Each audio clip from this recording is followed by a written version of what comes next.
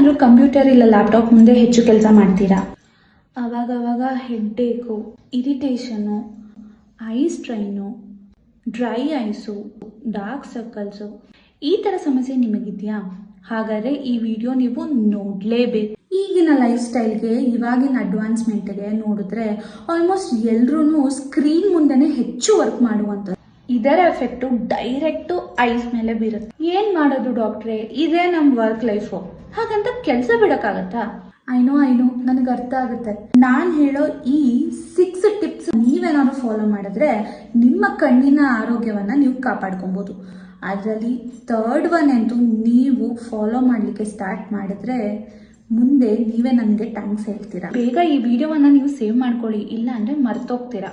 Number 1, general ಆಗಿ 1 ಮಿನಿಟಲ್ಲಿ ನಾವು I blink ಮಾಡೋಕ್ಕಿಂತ ನಾವು ಸ್ಕ್ರೀನ್ ಮುಂದೆ ಕೂತಾಗ ತುಂಬ ಕಮ್ಮಿ ಬ್ಲಿಂಕ್ ಮಾಡ್ತೀವಿ. ಅದಕ್ಕೆ ಎವ್ರಿ 20 ಮಿನಿಟ್ಸ್ಗೆ ಒಂದ್ಸಲಿ ನಿಮ್ಮ ಸ್ಕ್ರೀನನ್ನು ಬಿಟ್ಟು ಬೇರೆ ವಾಲ್ ಅಥವಾ ಆಬ್ಜೆಕ್ಟನ್ನು ಕಾನ್ಸಂಟ್ರೇಟ್ ಮಾಡಿ ಮತ್ತೆ ಕಂಟಿನ್ಯೂಸ್ ಆಗಿ ಅಟ್ಲೀಸ್ಟ್ 1 ಮಿನಿಟ್ವರೆಗೂ ಹೀಗೆ ಐಸನ್ನು ಬ್ಲಿಂಕ್ ಮಾಡ್ತಾ ಬನ್ನಿ.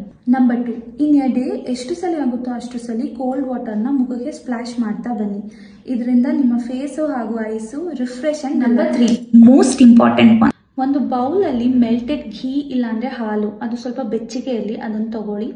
ಅದಕ್ಕೆ ಕಾಟನ್ ಪ್ಯಾಡ್ಸ್ನ ಡಿಪ್ ಮಾಡಿ ನಿಮ್ಮ ಐಸ್ ಮೇಲೆ ಹೀಗೆ ಪ್ಲೇಸ್ ಮಾಡಿ ರಿಲ್ಯಾಕ್ಸ್ ಆಗೋಕ್ಕೆ ಟ್ರೈ ಮಾಡಿ. ಅದನ್ನು ಅಟ್ಲೀಸ್ಟ್ 20 ಮಿನಿಟ್ಸ್ ನೀವು ಹಾಗೆ ಇಟ್ಕೊಂಡ್ರೆ ತುಂಬ ಜನಕ್ಕೆ ಇರುವಂತಹ ಪ್ರಾಬ್ಲಮ್ ಅಂತ ಡ್ರೈ ಐಸ್ ಮತ್ತು ಐ ಸ್ಟ್ರೈನ್ ಎರಡನ್ನೂ ಓವರ್ಕಮ್ ಮಾಡಲಿಕ್ಕೆ ಇದು ಹೆಲ್ಪ್ ಮಾಡುತ್ತೆ. Number 4, eye exercise like palming, eye rolling, focusing ಈ ಥರ ಎಕ್ಸಸೈಸ್ನ ನೀವು ಪ್ರಾಕ್ಟೀಸ್ ಮಾಡೋದ್ರಿಂದ ಐಸಲ್ಲಿರುವಂತಹ ಸ್ಟ್ರೆಸ್ಸು, ಟೆನ್ಷನ್ನ ರಿಲೀಸ್ ಮಾಡಿ ಅಲ್ಲಿರುವಂತಹ ಮಸಲ್ಸನ್ನು ಸ್ಟ್ರೆಂಥನ್ ಮಾಡಲಿಕ್ಕೂ ಹೆಲ್ಪ್ ಮಾಡುತ್ತೆ. ನಂಬರ್ 5, ಪಾದಾಭ್ಯಂಗ. ಡೈಲಿ ನೈಟು ಮಲ್ಗೋಕ್ಕಿಂತ ಮುಂಚೆ 10 ಮಿನಿಟ್ಸ್ ಅಟ್ಲೀಸ್ಟ್ ಫುಟ್ ಮಸಾಜ್ನ ನೀವು ಪ್ರಾಕ್ಟೀಸ್ ಮಾಡ್ತಾ ಬಂದರೆ ನಿಮಗೆ ಒಳ್ಳೆಯ ನಿದ್ದೆ ಸಿಗುತ್ತೆ, ನಿಮ್ಮ ಟೆನ್ಷನ್ನು, ಸ್ಟ್ರೆಸ್ಸು ಎಲ್ಲ ರಿಲೀಸ್ ಆಗುತ್ತೆ. ಅದಲ್ಲದೆ ಐಸ್ಗೂ ಸಹ ಒಳ್ಳೆ ಬೆನಿಫಿಟ್ಸು ಸಿಗುತ್ತೆ. Last step, Anjana application.